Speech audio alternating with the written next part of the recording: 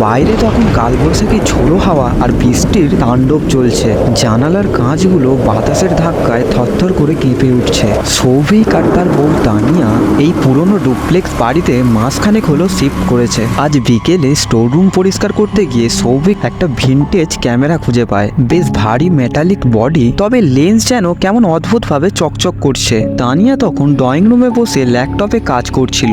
সৌভিক ক্যামেরাটা নিয়ে হাসতে হাসতে এসে তাকে বলল, তানিয়া দেখ কি দারুণ একটা জিনিস পেলাম, একটু পোজ দে তো, একটা ফটো তুলি তোর। তানিয়া বিরক্ত নিয়ে বলল, ধর এই পুরনো আমলের ক্যামেরায় কি আর ছবি উঠবে, ওতে রিল আছে নাকি?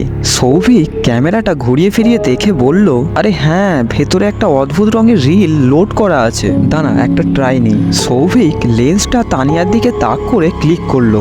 সাধারণ ক্যামেরার মতো নয়, বরং একটা চোখ ধাঁধানো সাদা তীব্র আলো পুরো ঘরটাতে ভরে গেল। আর সাথে সাথেই ক্যামেরা থেকে একটা পোলারয়েড ছবির মতো প্রিন্ট হয়ে বেরিয়ে এলো। ছবিটা হাতে নিতেই সৌভিকের হাসিটা মুখ থেকে মিলিয়ে গেল। তানিয়া জিজ্ঞেস করলো, কি হলো, মুখটা এমন প্যাঁচার মতো করলি কেন? ছবি কি খুব খারাপ এসেছে নাকি? সৌভিক কাঁপতে কাঁপতে হাতের ছবিটা তানিয়ার দিকে এগিয়ে দিল। ছবিটায় দেখা যাচ্ছে তানিয়া সোফার ওপর বসে নেই, সে ঘরের মাঝখানে পড়ে আছে। গলার পাশটা দিয়ে দরদর করে রক্ত বেরোচ্ছে। সবচাইতে ভয়ঙ্কর ব্যাপার হলো ছবিটার এক কোণে সময় লেখা আছে রাত 10:15। তার মানে 10 মিনিট পরের দৃশ্য এটা। তানিয়া ছবি দেখে চিৎকার করে উঠলো, এটা কি ধরনের ফালতু ইয়ার্কি সৌভিক?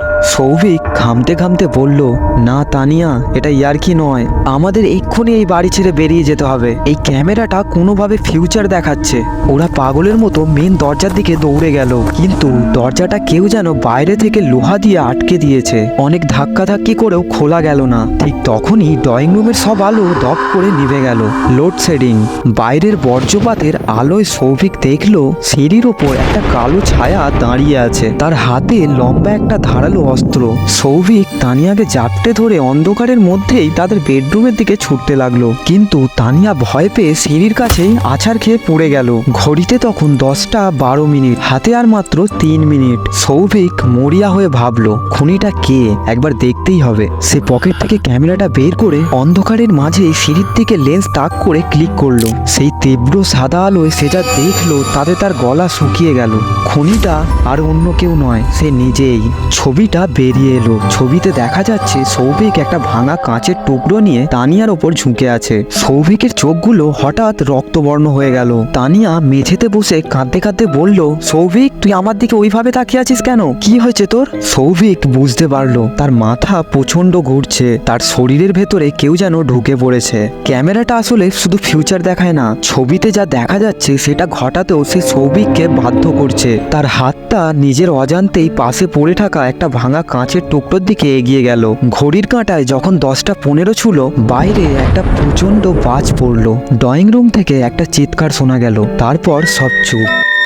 পরের দিন সকালে গ্রামের লোকজন এসে দেখলো ঠিক ছবির মতনই তানিয়া মেঝেতে পড়ে আছে, আর সৌভিক এক কোণে বসা, তার চোখে কোনো ভাষা নেই। সে শুধু এক দৃষ্টিতে ক্যামেরার দিকে তাকিয়ে আছে, যেখান থেকে পরবর্তী 10 মিনিটের একটা নতুন ছবি বেরিয়েছে। ছবিতে দেখাচ্ছে সৌভিক তার নিজের গলায় ওই কাঁচের টুকরো বসিয়ে দিচ্ছে। কেমন লাগলো গল্পটা অবশ্যই কমেন্টে জানান। ভালো লাগলে লাইক সাবস্ক্রাইব করুন।